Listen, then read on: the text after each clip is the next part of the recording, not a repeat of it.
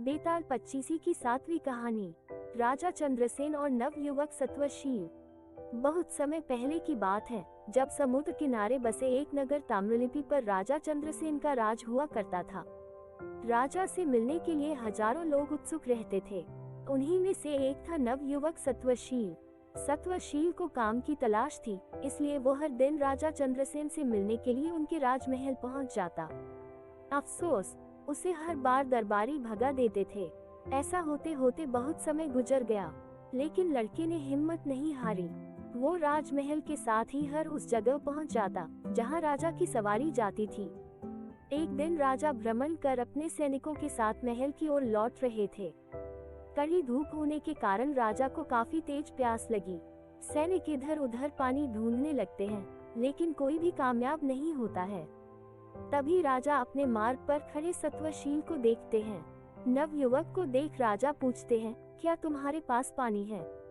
सत्वशील तुरंत राजा को पानी पिलाता है और साथ ही मीठे फल भी खिलाता है। राजा उससे काफी प्रसन्न होते हैं और कहते हैं, मैं तुम्हें कुछ भेंट देना चाहता हूँ, बताओ तुम्हें क्या चाहिए। भूपति चंद्रसेन के सवाल पूछते ही झट से सत्वशील कहता है कि महाराज, मैं लंबे समय से काम की तलाश कर रहा हूँ।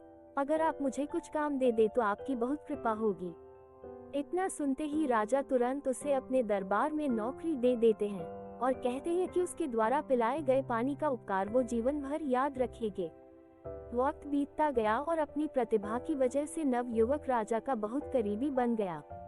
एक दिन भूपति चंद्रसेन सत्वशील से कहते हैं, हमारे नगर ताम्रलिप्ति में बेरोजगारी काफी बढ़ गई है, इसके लिए हमें कुछ करना चाहिए।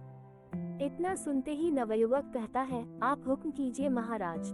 राजा कहते हैं, हमारे पास एक टापू है जो काफी हरा भरा है। अगर वहाँ कुछ खोज की जाए तो काम के कुछ अवसर मिल सकते हैं। इतना सुनते ही सत्वशील जी महाराज कहकर टापू के लिए रवाना हो गया। समुद्र के रास्ते टापू के पास पहुँचते ही सत्वशील को पानी में तैरता हुआ एक झंडा नजर आता है। झंडे को देखते ही वो हिम्मत जुटाकर पानी में कूदता है। पानी में कूदते ही नवयुवक सत्वशील टापू की राजकुमारी के पास पहुंच जाता है, जहां वो अपनी सहेलियों और सेविकाओं के साथ गाना गा रही होती हैं। राजकुमारी को नवयुवक अपना परिचय देता है। कुछ देर बातचीत करने के बाद राजकुमारी सत्वशील को भोजन का निमंत्रण देती है और खाना खाने से पहले पास के ही एक तालाब में स्नान करने का आग्रह करती है। जैसे ही सत्वशील तालाब में नहाने के लिए उतरता है, वो ताम्रलिप्ति महल की सभा में पहुंच जाता है। एकदम सभा में सत्वशील को देख राजा चंद्रसेन चकित हो जाते हैं। वो उससे पूछते हैं, अरे तुम यहाँ कैसे? सत्वशील राजा को पूरी घटना के बारे में बताता है। सारी बातें जानने के बाद राजा भी उस टापू में जाने का फैसला लेते हैं। वहाँ पहुंचकर भूपति चंद्रसेन उस टापू पर जीत हासिल कर लेते हैं। ऐसा होते ही राजा चंद्रसेन को राजकुमारी उस टापू का राजा घोषित कर देती है।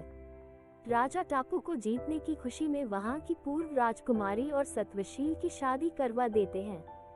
इस तरह राजा चंद्रसेन सत्वशील के पानी के उपकार को चुकाते हैं। इतनी कहानी बताकर बेताल चुप हो जाता है और विक्रम से पूछता है कि राजा चंद्रसेन और सत्वशील दोनों में से सबसे बलवान कौन था? सवाल सुनते ही विक्रम बोल पड़ता है, सत्वशील ज्यादा शक्तिशाली था। बेताल पूछता है, कैसे? तब विक्रम बताता है कि सत्वशील बिना कुछ सोचे समझे ही टापू के पास झंडा देखकर पानी में कूद जाता है।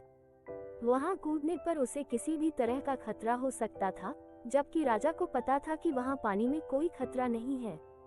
सवाल का जवाब मिलते ही बेताल राजा विक्रम के कंधे से उड़कर वापस घने जंगल में किसी पेड़ पर जाकर बैठ जाता है।